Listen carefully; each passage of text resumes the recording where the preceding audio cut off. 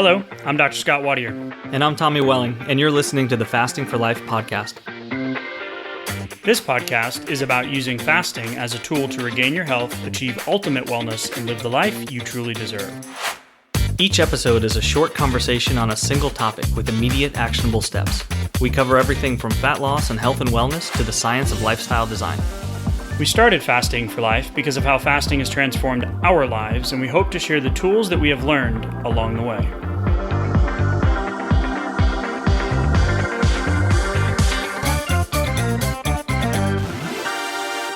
Hey everyone, welcome to the Fasting for Life podcast. My name is Dr. Scott Wadier, and I'm here, as always, with my good friend and colleague, Tommy Welling. Good afternoon to you, sir. Hey, Scott, how are you?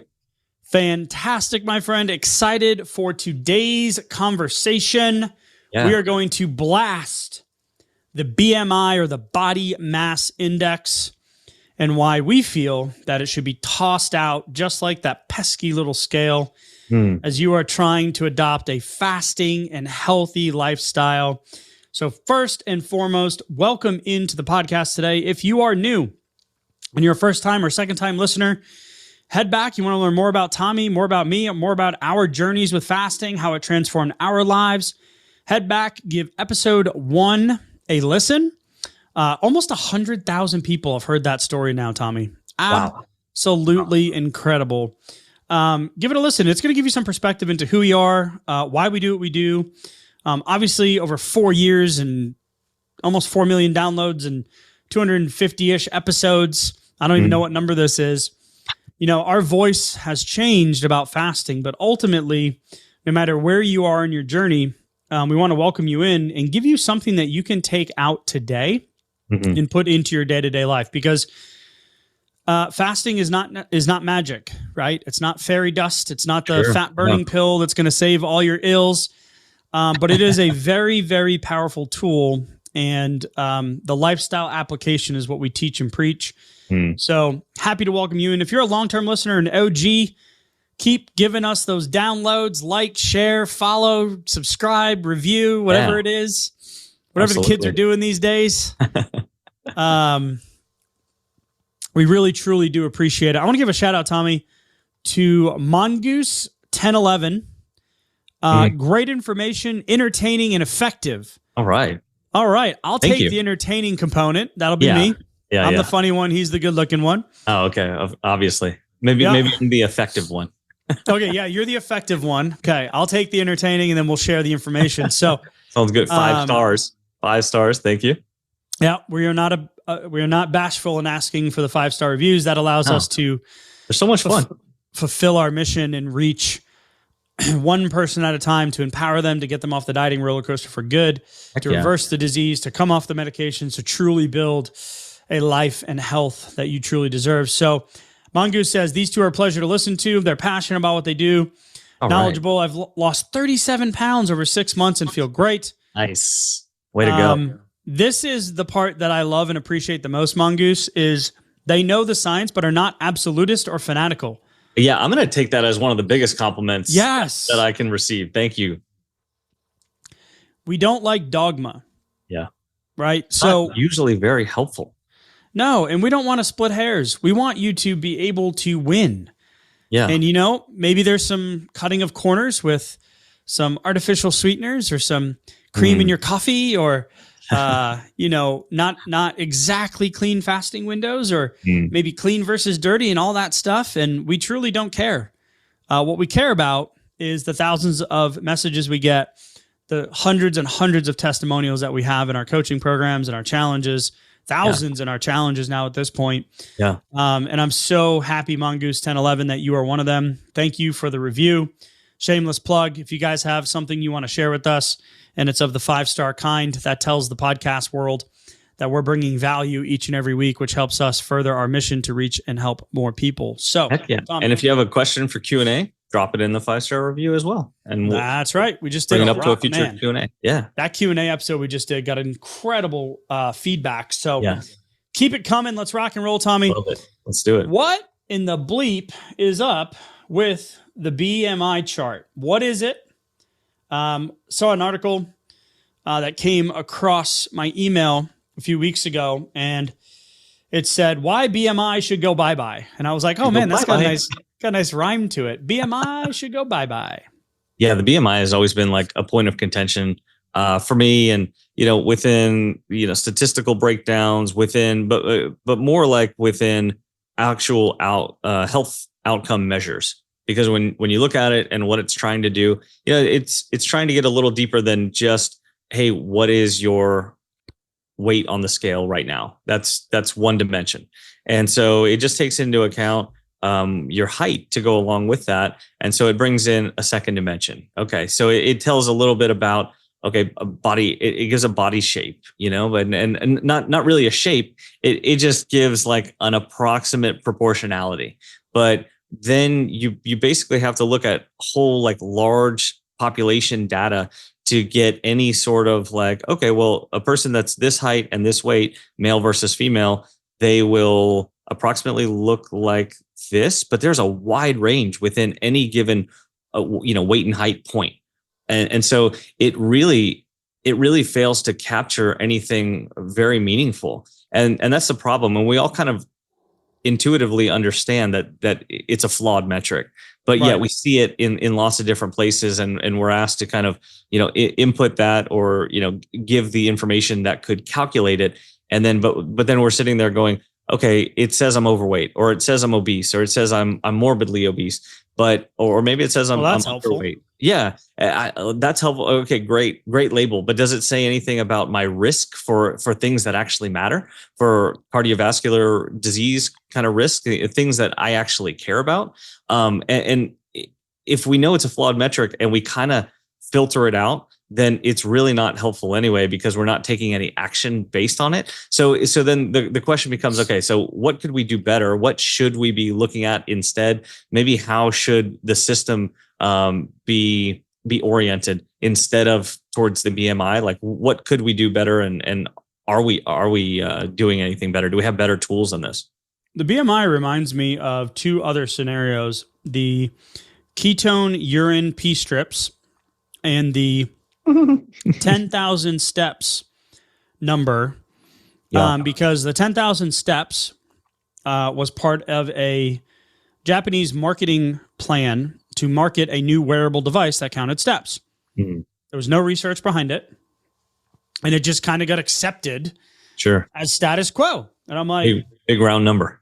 And if you know anything about this podcast, we are anti-status quo. So it's like, okay, great. Well, at least I might be the driver in that seat, but I'm like, that makes sense. So research clearly shows increasing going from 3,000 to 4,000 to 7,000 to 8,000 has a drastic improvement on all-cause mortality, and decreasing your chance of metabolic syndrome, cardiometabolic disease, insulin resistance, et cetera, diabetes. So that's one scenario that reminds me of it. The other is the ketone pee strips, which are for diabetics that are on medication to alert them if they are entering dangerous waters when it comes to diabetic ketoacidosis, which is not what a lot of people in the fasting weight loss space use them for. Sure. Here's another one, BMI.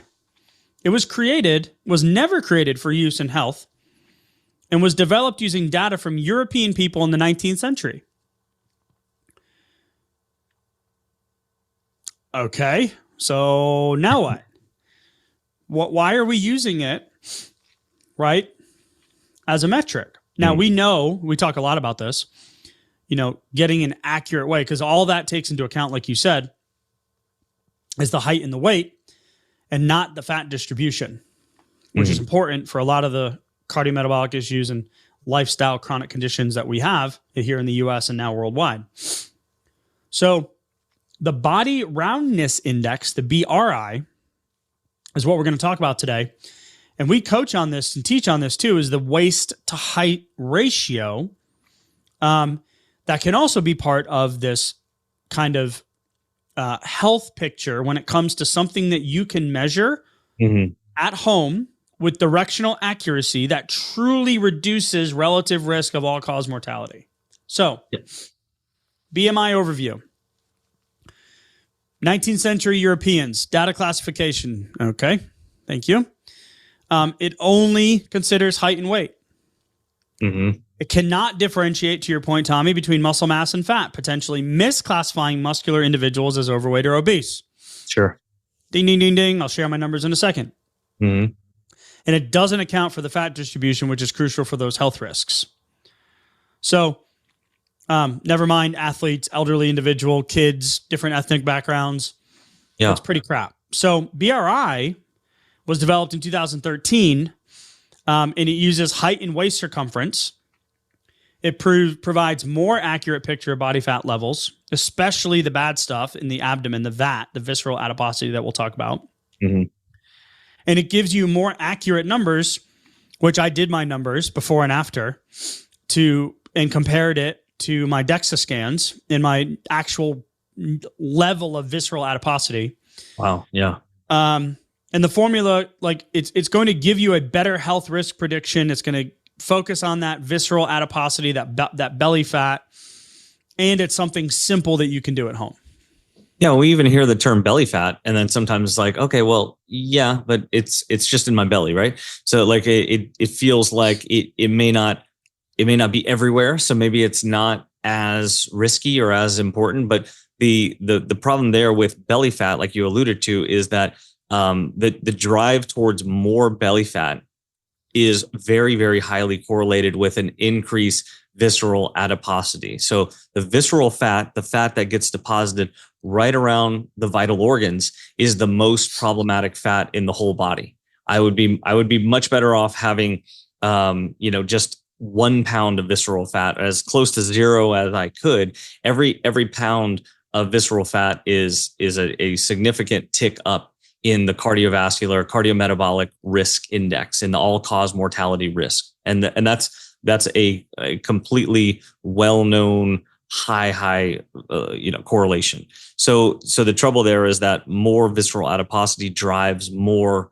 belly fat, and so as we can see through the BRI, the Body Roundness Index, it's giving more of a what's the shape and what's the overall fat distribution that actually correlates with the overall health outcomes. So moving the needle on the BRI would be much more impactful and tell you give you a much better picture of what's going on, versus looking at the BMI or essentially looking at just your weight, really, too. So why does this matter? Right. So if we're talking about taking back control of our health and our weight, we hear this often: don't lose weight too quick, right? Well, sure. We want to get the weight off. We want to target those stubborn fat areas, not the subcutaneous fat, but the visceral fat. Mm. For men, mostly in the belly; for women, hips and glutes. We want to get rid of the visceral fat because it is a metabolically active tissue. It contributes directly to diabetes and cardiovascular disease. Fasting is going to allow you to tap into those long-term fat stores rather than being in a caloric deficit, low and slow, eat less, move more, where you're going to be constantly stimulating blood sugar and having more blood sugar oscillations throughout the day. Mm-hmm. You may be eating, within your caloric arena, right? Within your terms, mm-hmm. but within your targets, but you're constantly stimulating insulin and blood sugar every time you eat a meal, have a snack, grab a protein shake, etc. Yeah, low calorie, high insulin. That's a problem. Low calorie, high insulin, caloric deficit, high insulin, right? Mm. So I remember hiring a very well-known, prominent nutritionist here in Houston when I couldn't figure my stuff out before I knew about insulin resistance and all the functional medicine tests that we ran, et cetera. And he had labeled me, a slow oxidizer, but meaning I didn't process carbohydrates well. So I did some genetic testing, which is not necessary for most folks. And it showed that my body doesn't like carbohydrates. My wife, on the other hand, her body loves carbs. She functions on them. She leans out with them. Well, guess what? Her fasting insulin is like non-existent. Mine wasn't. It was in the 20s. So I had metabolic dysfunction. So this adiposity, this visceral adiposity, the stuff that we're going to talk about when you measure your waist and then you compare it to your height and you plug it into this BRI calculator, is because the visceral stuff, the adipose tissue, it really plays a role in your lipid and glucose balance. So we've got white, brown, beige, different types of fat. And what happens is the dysfunctional adipose tissue, the VAT, the visceral adiposity, simultaneously promotes diabetes and cardiovascular disease through adipose tissue depot-specific adipokines and inflammatory profiles and metabolic dysfunction. That was a lot of words. What does it mean? The longer we keep the visceral fat, the worse, the harder it's going to be to reverse and prevent all-cause mortality. The BRI is not perfect, but it's a step closer to having something that you can track and measure. Yeah. That's going to create long-term solutions. Yeah, it's actually a lot. It's a lot closer. It's several steps closer. And this is really, really cool because you can do these things at home. You can track this at home because you mentioned a DEXA scan earlier and how you kind of correlated this with your DEXA scan results to see what that looked like. And that's cool. I want to hear about that. But DEXA scan's not accessible to everybody. And it's, there's an added cost to it, and you're kind of, you have to dedicate a few hours to getting it. So if you're doing that, on an occasional basis, that's excellent. But this is something cool that you could track more often on your own without additional cost. And I absolutely love that because it really is giving you a tangible directional accuracy on important health markers, right? 100%. And there was an article that came out in Nutrition, Obesity, and Exercise, Journal of American Medical Association, put it online in June of 2024. So Body Roundness Index on all-cause mortality, and it looked at 33,000, just shy of 33,000 U.S. adults, and it found a relationship between BRI and death from any cause. So they also found that the highest and the lowest were the most at risk for greatest health issues. BRA was way better than BMI at accurately detecting this risk because, again, it focuses on that visceral adiposity. And when we want to look at like a day-to-day application, I want to share perspective on BMI from a personal perspective, in that if I were to, because I have my DEXA results. Okay. If I were to, because let me put it this way, from a health and wellness and dieting culture standpoint, a lot of the times we try to fit in a box. Right now, more than ever, from a societal standpoint, social media tells us we should look a certain way. And I remember watching a comedian talk about, I believe it was in Korea, and they have these like devices, these structures in their parks. And they are fat checkers. And it's a wooden board across the top, and it's got poles of different thickness. And at the top of each of one of the thicknesses, it has a category. And this is a real thing. This is a real thing. This is incredible. This is a real thing. And it literally, like, now this guy who's doing this reel would be skinny by any standard of American status. Okay. Like thin, like healthy. Thin, like healthy, not like thin, but like healthy. Okay. Right? Lean. And he goes through and he is in the fat category. Oh, wow. He tries to go through the first two sets of, this is literally all over. I believe it was Korea. All over, where it's labeling you and you walk through it sideways. Yeah. And you try to fit through it. And he's like, well, I failed the first one. Failed the normal or the neutral. Well, I guess I'm fat. And it literally calls him fat in his own language in that third one. And then there's two other, or maybe one other on top of that. But I'm looking at that going, whew, my current belly wouldn't fit in that last one. Yeah. Right? Wow. Yeah. Now, I'm looking at a picture of this now. Yeah. That's incredible. It's a real thing. Yeah. So ridiculous. Let's look at the BMI chart for me at 5'9", and I go all the way down to getting out of the red, which is the obese category, into the overweight category, 25 to 30. I would have to, at 5'9", At 200 pounds, I would be at the top end of the overweight category. Okay. Okay. Now, I'm just slightly below that. For me to get into the green, which is normal, 18 and a half to 25, 20 to 25, depending, I would have to weigh 165 pounds at the high end of the range. The low end would be 130. Yeah. So you got some work to do. I do admit that at my heaviest, when I was powerlifting and crossfitting and macro tracking and calorie counting and highly insulinogenic, that I look like a strong man in the off season.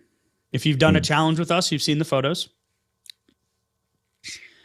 But I have over 165, I can't remember exactly, to 170 pounds of lean muscle on my body.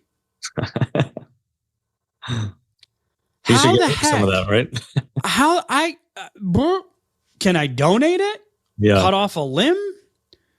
Give a kidney away? Like, how? I would never be able to be in the normal range of a BMI chart, and that's part of the problem. But you only know that from what you've seen in your actual DEXA scan, et cetera, like what's going on body composition wise, what's going on under the hood. And like when you mentioned this study from the American Medical Association and the increased risk of death, I wanted to specifically note that it was a 25% increase in the lower end of the BMI chart. And then it was, or of the BRI chart, excuse me, and then a doubling in the highest group on the BRI chart. So when we start talking about what does it look like on the BMI chart, well, there's just so many subcategories to your point of like, well, this is my body shape, this is my actual composition. Does it actually apply to me? And then what could I do anything about it, even if I wanted to? Where on the BMI chart, what I'm hearing here is you couldn't do anything about that. You couldn't move the needle in the way that maybe would be prescribed for you by a healthcare provider. Like, well, get into the normal range on the BMI chart. Like that's physically impossible for me, doc. Well, but when we take into account the BRI chart, this is something that you could actually move the needle on and get into the range where you would want to see yourself, right? Yeah, absolutely. We did a waist to height ratio calculation. And when I do that and I put in my numbers, it puts me at the very top 0.49 of the healthy range. So I put in my waist circumference, I put in my height, and I'm at 0.49. And that is the top. It's 0.46 to 0.49 for healthy. I'm like, all right, boom. Wait, is that the women or is that the men? That's the male. Okay, so I had my dress on today. Just kidding. So I'm right smack dab in the middle of the healthy range for men. Nice. 0.46 to 0.53. Okay, better than the BMI chart. Way better than the BMI chart. Yeah. So if we go to the BRI, now if you're like, where am I going to get all this stuff? How do I find it? BM what? Go to the show notes, click the link. There's going to be a link for the insulin assessment, which is going to be a subjective way to measure insulin resistance. And then there's also going to be on the page 2 of that PDF. We'll email it over to you if you click the link. There's going to be a way to measure your waist and hip measurements, most importantly, your waist measurement. And then there's going to be a link to the BRI and the waist height ratio calculators. Okay. So when we go to the BRI calculator, you're simply going to put in male or female. You're going to put in your age, your height, your weight, and your waist. And you can put in your hip if you want to.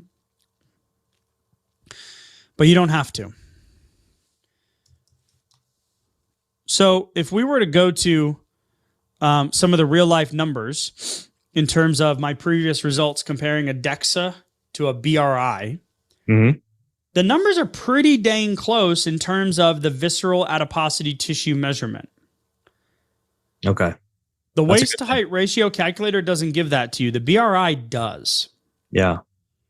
Yeah, that's a level up because for you to get an understanding of what's going on with your visceral adiposity, I mean, that's really telling you trajectional or directionally where you're heading towards long-term health optimization, cardiometabolic risk, all of these kind of important needle moving factors, ones that you could say, well, if let's say my weight was staying the same on the scale over a given period of time, maybe a few weeks or maybe a few months, but you would like to burn through some more fat. Well, if you actually knew that your body composition was changing a bit, your visceral adiposity was going down while the scale was staying the same, well, guess what? That means you're ticking up on lean body mass, most likely.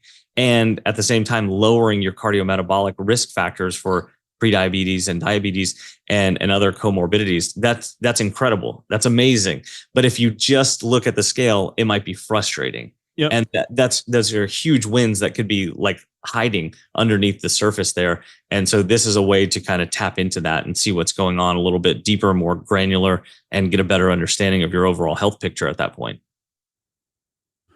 Or if you've lost a significant amount of weight and you do these metrics and you go, dang it, man, I still got, that's not exactly what I was hoping to see, because you might still be in one of those higher categories. Yeah. This is just a piece of the puzzle. Okay. The reality is that visceral fat typically represents only a small portion of the total fat mass, Sure. right? So it's a small component, but has a disproportionate effect on health outcomes, like linking visceral fat to insulin resistance, linking, obesity in that midsection abdomen, the visceral fat, to abnormal labs on your cholesterol, elevated blood pressure, cardiovascular disease, all the 5 components of metabolic syndrome, right? Mm-hmm. So it was crazy when you mentioned the studies to me, and you said those stats about the increased risk and the decreased risk, about the doubling, moving through the different categories. Because the reality is that knowing these metrics is good, and the BRI is slowly coming up the ranks, like the JAMA study from earlier this year. Mm-hmm. But this was created in 2013. So the research is very slow to follow up, and then you got to get it in the hands of the providers. And our system is not about prevention. It's a lot about life-saving techniques and more reactive symptom-based care, right? Writing a lot of scripts, maybe. Yeah. Also, that's a big piece of the puzzle. Whereas individual health outcomes are not necessarily the priorities on how things are done, unfortunately. Yeah, there's a comment in one of the articles that I read, and it was Jean Vague knew this in 1956. He knew that higher BRI was found to be a better predictor for development of diabetes than BMI. Wow. Yeah. And the comment is, it seems like modern medicine is starting to realize this as well. Well, maybe. Maybe. Yeah. We hopefully. hope. Yeah. But that's what we do. So now you have this inflammation. You can go, I said inflammation. Information. Freudian slip. What do you do with it? Well, we got to put it into action. This isn't something that, I'm not going to get a DEXA scan every week. I'm not going to run labs every month. Mm-hmm. Right? But what do you do with it? How do you decrease it? Well, ultimately, you tap into those long-term fat stores, right? Yeah, you absolutely do. So, and what does it have to do with your fasting as well? So it's kind of cool because, let's say I do a really good OMAD one day and I go 23 and a half hours to the following day. Usually when I get onto the scale, depending on the timing of my meal, the scale is likely to tick down a little bit. If it didn't that day, then it's likely to the next day, even if I had, a good sized meal. And so, that's a good thing. But usually my stomach also feels a little bit flatter. Obviously, there's less food in the system. And, but at that point, seeing that little scale win can also be like, okay, well, cool. Let me take that and go a step further. And because I'm feeling good. It's first thing in the morning. I haven't ingested any food. I haven't broken my fast yet. And then let me go ahead and do one of these measurements. It's gonna be me leaning into a positive mindset where I've already done something and I'm feeling good about my fasting outcome right now. And then, hey, maybe I do this. And then I take a look at the numbers and I go, yeah, you know what?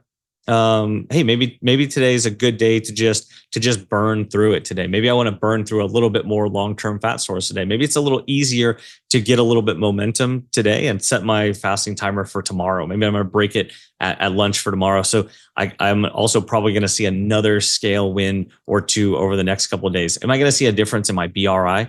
Probably not, unless you're really, really good at, at actually taking that measurement. Hey, maybe you see, a 1/4 inch drop or something like that. And you can record that too, but I wouldn't micromanage this. I would come back to it, probably once a month or so to kind of tap back into this. Or you could do it once every 5 to 10 pounds, let's say, along a fat loss part of your journey. But the cool thing is this could fuel your next fast. And I really like doing that.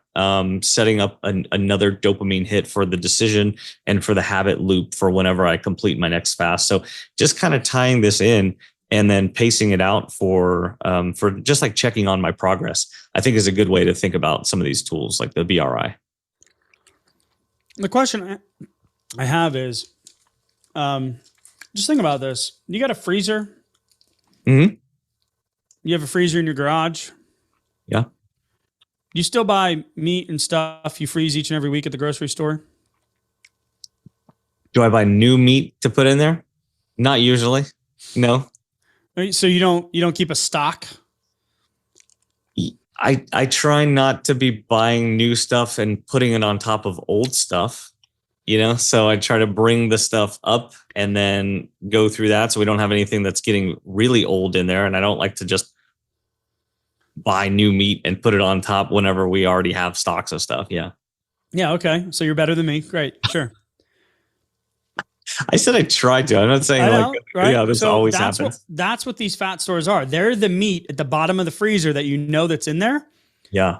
But you just keep buying more. Right? You keep refilling the short term. You keep refilling the freezer in the house, and then you've got the deep freeze out in the garage. Okay. So I see where you're going. You need a plan to work through. And we joke about this. It's like, all right, we're doing a meat freeze. Like, we're not buying meat. We're going to use what we have. Okay. What are we having for dinner? Bacon and turkey, ground turkey. Okay, great. Because that's what's in the freezer, right? Yeah, some ossobuco over there, like something random that you don't even know how to cook. Don't you swear at me. Right. So some sort of roast. I don't know what an ossobuco is. I don't either. That's why it's still sitting in my freezer. Robert. So what I'm getting at is we need a plan to tap into that. And that's what fasting does. It allows you to burn through the 24 to 36 hour short-term glycogen because your muscles have a lot of short-term storage. Your liver has storage. Fat has unlimited storage. So let's stop storing for winter and let's start burning the fat. So set those timers, stay consistent. Think about adding in the waist to height or the BRI, the Body Roundness Index, as a quarterly metric, something that you can know if you're moving towards or away from your end goal. If you're looking for guidance, head to the show notes, grab the links, grab the blueprint to fasting for fat loss. There's some schedules in there. If you want to accelerate the learning curve, break through that plateau, and stay with us for a week live every day, get your questions answered. Heck yeah. Remove the stumbling on your own, right? Mm-hmm. Sign up for the next challenge. But ultimately, we want to encourage you that fasting is a journey. We're along and we're on this journey with you, Tommy. So take one or two things that resonated with you today. Go take an action. Stay consistent. Set those timers. And we'll talk soon, right? Absolutely. Thank you. All right. Great conversation as always, man. Appreciate you. Yeah. Till next time. Sounds good. Thank you. See you. Bye. So, you've heard today's episode, and you may be wondering, where do I start? Head on over to thefastingforlife.com and sign up for our newsletter, where you'll receive fasting tips and strategies to maximize results and fit fasting into your day-to-day life. While you're there, download your free Fast Start guide to get started today. Don't forget to subscribe on iTunes, Spotify, or wherever you get your podcasts.